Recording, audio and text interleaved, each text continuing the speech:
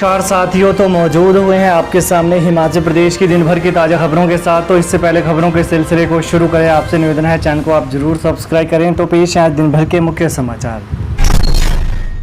हिमाचल में कमजोर पड़ा मानसून, जाने 6 जुलाई तक का मौसम पूर्वानुमान। हिमाचल प्रदेश में मानसून कमजोर पड़ गया है। आज राजधानी शिमला सहित प्रदेश के अधिकांश क्षेत्रों में मौसम साफ रहा। वहीं कल भी मौसम साफ बना रहने का पूर्वानुमान है। मौसम विज्ञान केंद्र शिमला के अनुसार आगामी 3-4 दिनों तक मौसम सामान्य बना रहेगा। वहीं इस दौरान कुछ भागों में बारिश हो सकती है। आज राजधानी शिमला में हल्के बादल छाए रहने के साथ मौसम साफ रहा। दोपहर के समय शहर में बूंदाबांदी हुई। आज नाहन, नारकंडा, सोलन और बरठी में हल्की बारिश हुई। मन्नत पूरी होने पर गोविंदा ने पत्नी संग मां ज्वालामुखी के दरबार में नवाया शीश। बॉलीवुड अभिनेता गोविंद धर्मपत्नी सुनीता के साथ आज शक्तिपीठ मां ज्वालामुखी के दरबार में माथा टेकने पहुंचे। उन्होंने मां का आशीर्वाद लिया। इस दौरान पुजारी ने विधिवत रूप से वैदिक मंत्रों के उच्चारण के साथ पूजा अर्चना करवाई। वहीं गोविंद ने अपने प्रशंसकों के साथ सेल्फी भी खिंचवाई। बता दें कि गोविंदा इससे पहले भी हर साल मां के दरबार में हाजिरी भरने के लिए आते रहते हैं। उनकी पत्नी सुनीता माता ज्वाला की परम भक्त हैं। गोविंदा के परिवार की मां ज्वाला के दरबार में गहरी आस्था है। गोविंदा ने बताया कि उन्होंने मां के दरबार में मन्नत मांगी थी। केंद्र सरकार ने ग्रामीण सड़कों का 3 साल पुराना बजट किया जारी। केंद्र सरकार ने ग्रामीण सड़कों के लिए 3 साल से लंबित बजट जारी कर दिया है। प्रधानमंत्री ग्राम सड़क योजना के तहत हिमाचल प्रदेश सरकार को वित्तीय वर्ष 2019-20 के लिए शेष 183.50 करोड़ रुपए की धनराशि जारी कर दी गई है।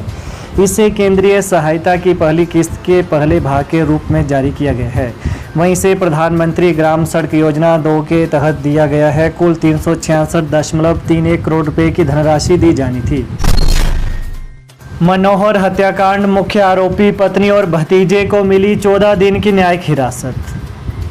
मनोहर हत्याकांड के मुख्य आरोपी पत्नी और भतीजे को न्यायिक दंडाधिकारी प्रथम श्रेणी करम प्रताप सिंह ठाकुर की अदालत से 14 दिनों की न्यायिक हिरासत में भेज दिया गया है।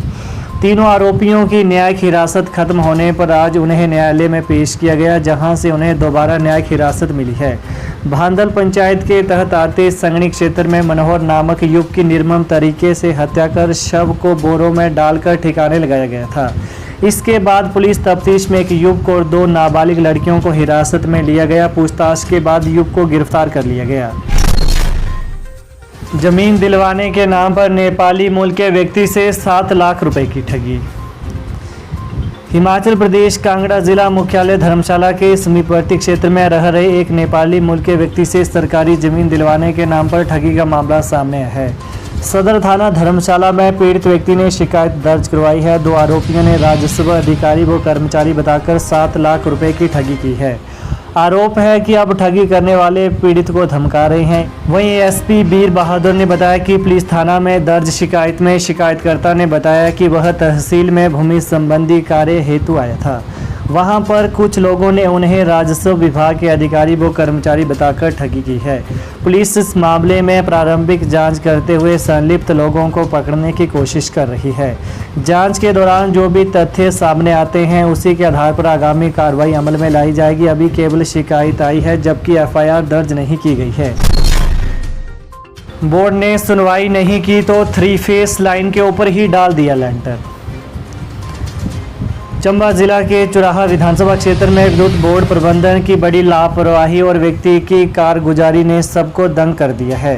देहरा पंचायत के तहत आते गांव में ग्रामीण तिलक ने अपने मकान के भीतर से ही बिजली की 3 फेस लाइन गुजार दी है। ग्रामीण ने मकान निर्माण के दौरान बिजली बोर्ड से विद्युत लाइन को ऊंचा उठाने या बदलने का आग्रह किया था। इस पर कोई सुनवाई नहीं हुई तो बिजली लाइन के ऊपर ही लेंटर डाल दिया।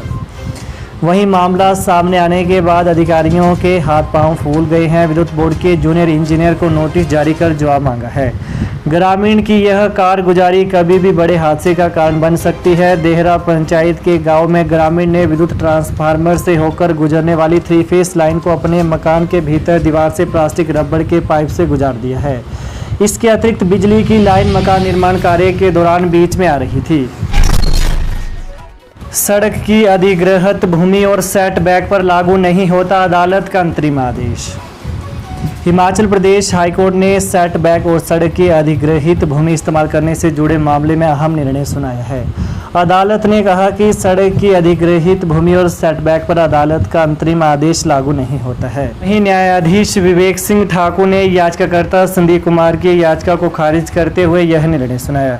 अदालत ने कहा कि सेटबैक भवन का एक सामान्य क्षेत्र है जो इमारत के सभी रहने वालों के साथ आसपास के भवनों में हवा, प्रकाश आदि के लिए खुला क्षेत्र रखा जाता है। इसी प्रकार अधिग्रहित सड़क का चौड़ाई क्षेत्र भी सामान्य उपयोग क्षेत्र है। इग्नू ने विभिन्न कोर्सेस में दाखिले के लिए आवेदन की तिथि 15 जुलाई तक बढ़ाई। इंदिरा गांधी राष्ट्रीय मुक्त विश्वविद्यालय इग्नू ने विभिन्न bachelor, master degree, diploma, certificate courses में दाखिले के लिए आवेदन की तिथि 15 जुलाई तक बढ़ा दी है। जुलाई सत्र के लिए उम्मीदवार प्रवेश के लिए आवेदन कर सकते हैं। इग्नू की ओर से अनुसूचित जाति एवं अनुसूचित जनजाति समुदाय से संबंधित विद्यार्थियों के लिए बीए, बीकॉम, बीएससी कोर्सेज में निःशुल्क शिक्षा का प्रावधान है। वहीं इसके अतिरिक्त इग्नू में जुलाई 2023 सत्र के लिए विभिन्न बैचलर व मास्टर डिग्री कोर्स में अगले वर्ष सेमेस्टर के लिए पुनः पंजीकरण फॉर्म भरने की अंतिम तिथि भी 15 जुलाई 2023 तक बढ़ा दी गई है। सरकारी स्कूलों को इंग्लिश मीडियम करने की तैयारी शुरू, सरकार ने विभाग से मांगा ब्यौरा।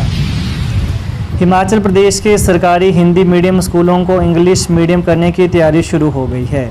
इसके लिए सरकार ने शिक्षा विभाग से मामले पर स्कूलों का ब्यौरा मांगा है।